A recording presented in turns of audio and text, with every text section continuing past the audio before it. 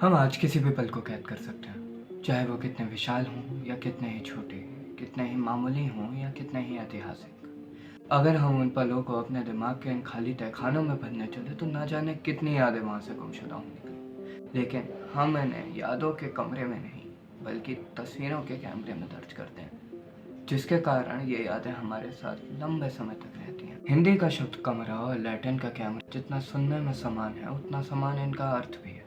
इस धरती का पहला कैमरा, जिसे हम कैमरा ऑब्सक्यूरा के नाम से भी जानते हैं, वो महज एक कमरा था जिसके अंदर रोशनी की एक किरण आती थी। उस कमरे के बाहर जो भी खड़ा होता, उसकी एक उल्टी तस्वीर उस कमरे के अंदर दिखाई देती। इसका सिद्धांत सबसे पहले चाइनीज स्कॉलर मोजी ने दिया था। अब ऐसा तो है नहीं कि इस धरती में एक आइडिया जो आएगा वो केवल एक ही इंसान को आएगा। ऐसा कई बार हो सकता है कि वही आइडिया कई सारे लोगों को आए। मोजी से पहले एरिस्टोटल ने भी इस सिद्धांत के ऊपर काफ़ी सवाल उठाए थे, मगर ये काम कैसे करता है इसका अंदाज़ा शायद उसे भी नहीं था। अरब के इब्न अल हैथम ने भी अपनी किताबों में कई बार कैमरा ऑब्सक्यूरा से रिलेटेड कई एक्सपेरिमेंट्स किए। लियोनार्डो दा विंची ने 270 चित्र बनाए थे, जिसमें उन्होंने बताया था कि कैमरा ऑब्सक्यूरा असलियत में काम कैसे करता है। और इसी से ही आगे उसने ये भी बताया कि इंसानी आंखें कैसे काम करती हैं। इस एक ही यंत्र कैमरा ऑब्सक्यूरा को बनाने के पीछे इतने सारे लोगों ने अपना योगदान दिया है कि किसी एक को इसका सारा क्रेडिट दे देना बेवकूफ़ी ही होगी। तो बात ऐसी है कि आजकल एक कैमरा कैमरा क्यों कहलाता है, क्योंकि वो तस्वीरों को अपने पास रख सकता है।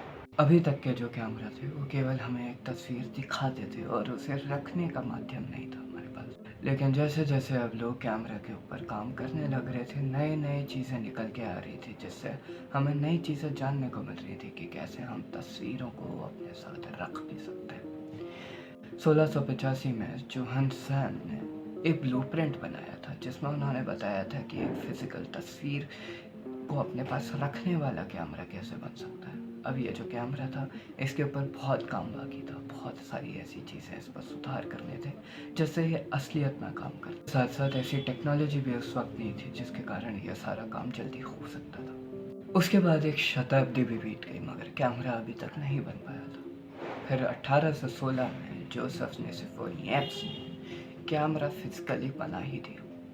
ये जो तस्वीर आप देख रहे हैं अभी, यह सबसे पहली तस्वीर जो किसी इंसान ने खींची थी। यह सबसे पहली तस्वीर जो अभी तक हमारे पास बची है। ये जितनी ही धुंधली है उतनी ही खूबसूरत भी है, क्योंकि ये जितनी ही पुरानी है उतनी ही ऐतिहासिक भी। ये जो इतिहास की पहली तस्वीर थी वो खींची गई थी 1826 में, और 1829 में जो कैमरा आया उसने फोटोग्राफी की एक तरीके से परिभाषा ही बना दी। इस कैमरे से खींची गई ये फ़ोटो आपके सामने है ही। अब देख लीजिए ये कितनी और क्लियर है और कितनी नई चीज़ें, कितनी नई डिटेल्स को कैप्चर कर रही है, जो पहले कोई भी कैमरा आज तक नहीं कर पाया था।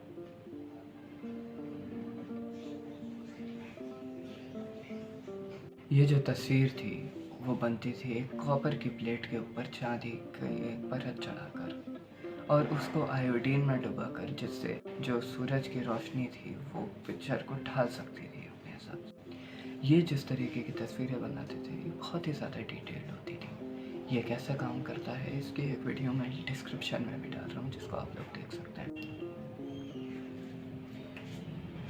किसी भी चीज़ की डिमांड बढ़ाने के लिए उसका दाम कम करना पड़ता है और साथ ही साथ उसे साधारण भी बनाना पड़ता है, और ये काम कोडक ने खूबसूरती से किया। कोडक एक कंपनी थी जिसकी टैगलाइन थी, you just press the button and we'll do the rest.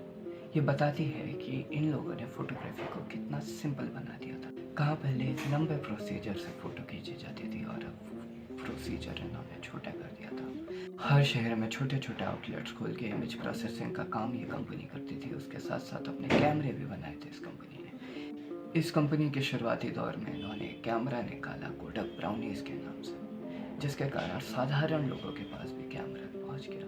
ये जो कैमरा जो 1900 के दशक में आया था, इसने साधारण लोगों तक कैमरा पहुंचा दिया, जिसके कारण अब छोटे-छोटे पल भी कैद होने लगे।